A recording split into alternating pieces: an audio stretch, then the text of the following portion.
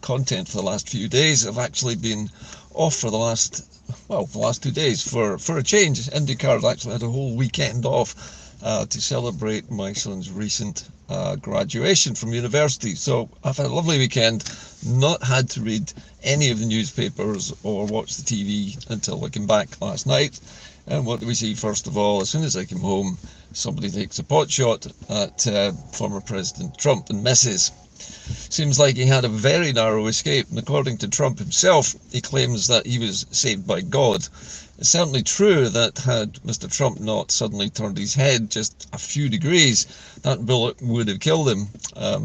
In the meantime, it's taken the top of his right ear off and has left him as a popular icon. In fact, it probably is going to boost Trump's current campaign to become the next president of the United States. So in an irony, it seems that the snipers on top of the building, or on top of the roof of the building behind President Trump's podium, actually saw this young man on a roof nearby with a weapon, because he was warned by members of the public that somebody was climbing up there, and yet they let him take the shot before they shot him, which is a bit odd. Anyway, that aside, back to more current news here in Scotland. It's not often that you find the likes of the BBC's Laura Kuenssberg kind of stumped for words, but she recently had a bunch of guests on her chat show, and one of those guests was the CEO of Octopus Energy,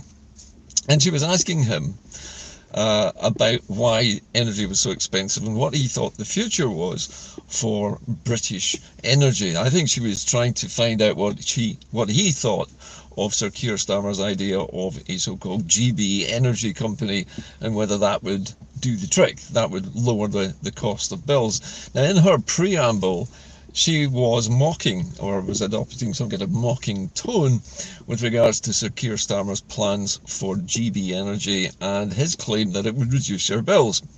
Now, the CEO of Octopus Energy took this argument apart. Not only, I would say, Laura Kuenssberg's attitude to this, but also Sir Keir Starmer's plans as well.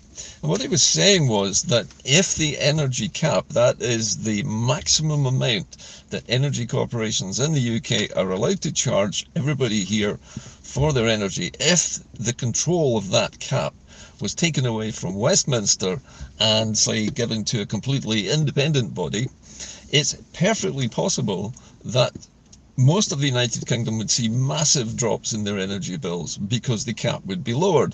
But he went on further to say, much to Laura Kuenssberg's obvious discomfort, that Scotland would probably have the cheapest energy in Europe if it had some control over who set the energy cap.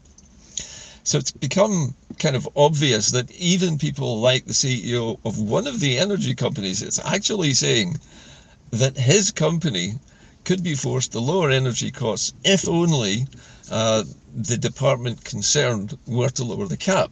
And of course, control over that cap is exercised at the political level, because the office or Ofgem, which decides what the energy cap level should be, is a government body. It's not a separate organisation. It's not independent of the energy corporations, and it certainly is not independent of Westminster government.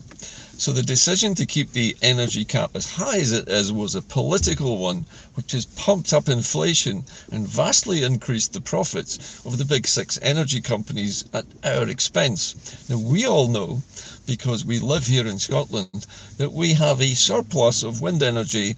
We produce more energy than we need. The only difficulty that we have really is in storing the energy for the periods when the wind isn't blowing. And he was pointing out that if the United Kingdom, for example, were to prime the energy corporations with money specifically for storing energy or converting spare wind energy resources into processing water into hydrogen and oxygen, then we might have a system which really worked and would produce energy at almost no cost whatsoever. And that would mean that the energy corporations would not need to have these massively high prices for what is effectively free energy, which is coming from the wind itself. So It's an interesting one in that Scotland has found an ally in a very unlikely source. In a source who really, you would think, would be saying, yeah, keep the energy prices high as possible because we are making a lovely profit and that's all going to our shareholders and it's coming out of your pocket because you're the people daft enough to pay for it. So that was one thing that happened in the past few days. Now, the other thing I noticed is, as you know, I read all of the pro-independence blogs that come out over the past few days. At the moment, I haven't yet read anything from Wee Ginger Doug, so I'll have to save whatever he said for another time. But I have noticed other pro-independence bloggers talking about Scotland's status as a colony and arguing why Scotland actually is a colony, despite the fact that the Westminster narrative and the British historical narrative says that we aren't. The claim is that Scotland is not a colony because it has never, it's never been said that it was a colony. It's not been a protectorate, which is another name for a colony. It has not been an overseas territory like Gibraltar, which is a colony. The United Kingdom has more names for its colonies than it has colonies, it seems, and whatever suits its purpose to call it, other than a colony, is what they will use, basically. And that has been Scotland's problem right from the outset. The claim is that because Scotland signed a treaty of union with England, it kind of volunteered to be part of the United Kingdom. But we know that's not true. We know that all it took was for the English state at the time in 1707 to bribe one or two negotiators, to pay off the debts of some negotiators, and to lift the sanctions which they were going to impose on the negotiators if they said no, so that they would say yes. And in doing all of that, they claimed that this made the colonisation of Scotland not a colonisation at all, but a voluntary joining of the Union. And then there were the claims that Scotland has benefited from being in the Union by participating in the colonisation of other places. Now, that also doesn't stand because many of the people who were removed from Scotland, particularly during the Highland clearances between 1707 and 1745, and the massive amount of military infrastructure which was forced onto the territory of Scotland alongside tens of thousands of English soldiers to try and keep the Scots in the Union from getting too uppity, you can tell this really wasn't any kind of voluntary situation at all. So Scotland is a colony. It's treated as a colony, but it's not called a colony. And it's very easy, if you do your research into Scottish history, to find that Scotland is treated exactly as a colony. And remember that anyone who says to you, but Scotland's not a colony because it has its own devolved government, most British colonies had their own forms of local devolved government. In fact, almost all of them. And this was yet another way in which they could keep the colony doing what they wanted, but not giving any of the big political powers to those parliaments which they had put in place. And then there's the case of the so-called colonised mind, the people who participated willingly once they saw the writing on the wall, and these would be the elites of Scotland at the time, those who thought, well, we're in a colony, but we could profit from this because they're offering us all kinds of inducements. We could benefit from it. We could buy more slaves. We could trade more slaves. We could help conquer other places. We could exploit them as well. And you see this colonial mindset of people who are basically collaborating with those who have imposed themselves upon us in order to make a fast buck for themselves. All of this is very typical colonial behaviour, and it's exactly what happened in India. It's exactly what happened in Hong Kong. It's happened just about everywhere the United Kingdom has colonised and set down colonies in various places. It even happened with America and Canada and Australia and New Zealand, although in a slightly different form. But just because we are effectively white people doesn't mean we can't be colonised. And as somebody pointed out, you only have to ask Ukrainians to find out what it's like being colonised when you're a white person. So it's not just because people who are colonised are Johnny foreigners or they have a different colour of skin. It's because they have stuff that the colonisers want and don't want to have to pay for.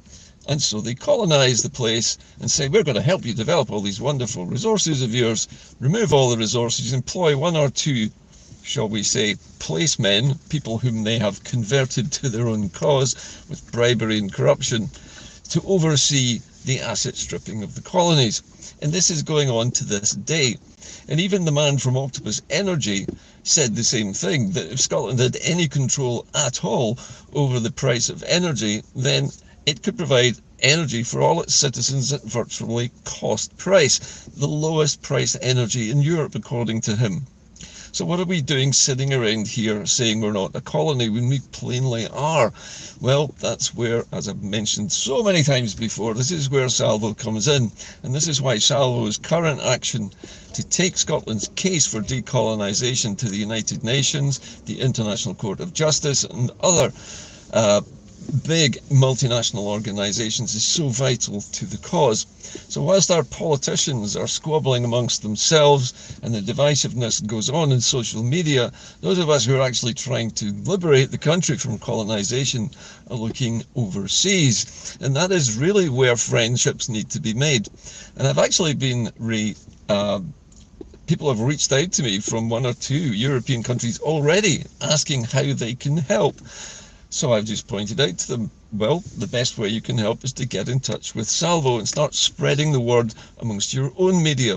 So once these, once the new presentation is made by Salvo to the International Court of Justice and a ruling is given on Scotland's status as a colonial or as a, what should we say, a protectorate or a foreign territory or whatever they want to call it, but once that colonial status is identified publicly, that news needs to spread across all of the media in other countries so that they learn the truth, because it's not about what we believe, it's what the rest of the world believes is true that counts.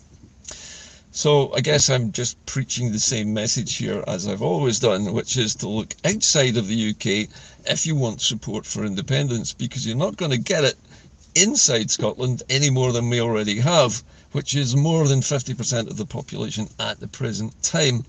There will always be those naysayers who are not just colonised minds, but people who are already benefiting from staying in the Union, who are going to be very reluctant to give any of that up.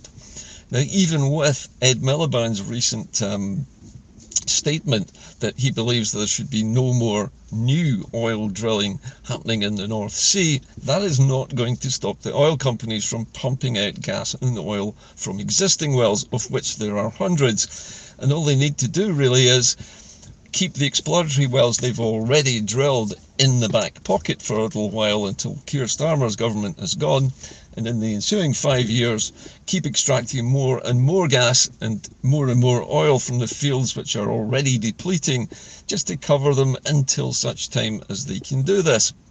So I don't think it's really going to change very much. People are also worried about the number of new nuclear power stations that Sir Keir Starmer is hoping to foist upon Scotland. These are not necessary for Scotland either. These are only necessary if you want to pump up the English grid system with a form of energy which is probably the most expensive type of energy you can generate, because the downstream costs of nuclear power are gigantic. They can't even be calculated at the time you build the station, because the station's lifespan may be 25 years, after which there's probably another 25 years while you try to clean up the site where it was. So all of this is more expense downstream, a bit like a Labour PFI contract for a school. So in the round, we need, I think, to start thinking of ourselves as a colony and start calling ourselves what we are. Colonised people. We are stuck. The United Kingdom rules our country. They moved in here, bought up half a dozen or a dozen more nobles, corrupted them, bribed them, paid off their debts, and lifted sanctions on them in order to get a yes decision, if you like, to joining the Union, but the population of Scotland was not involved in any of it. There was no democratic event, and in fact there were mass riots among the population when the news leaked out, and in fact an angry mob went searching Edinburgh for these very negotiators, planning to string them up from lampposts. So the history is very clear. We were colonised, we're still colonised, and we're going to remain colonised until somebody outside of the UK learns the truth. Anyway, that's it from me today. Have a great weekend. Have a great week. Those of you who know me will have noticed that I have a swelling on my neck. This is something which I posted this morning. It's appeared just over the last day or so. So this little thing here is going to have to get checked out by the GP in the next few days. But I'm still healthy, I'm still working, and I'm still going to broadcast. Nothing stops Inde-Car from getting the message out.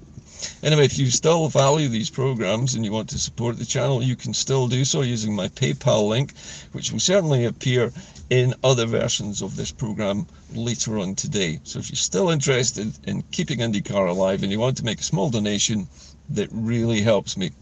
Anyway, that's it from me today. Keep the faith as ever, but remember, the battle is moving away from the soil of the United Kingdom and into the domain, if you like, of international politics. And that is where the next battle is going to be fought.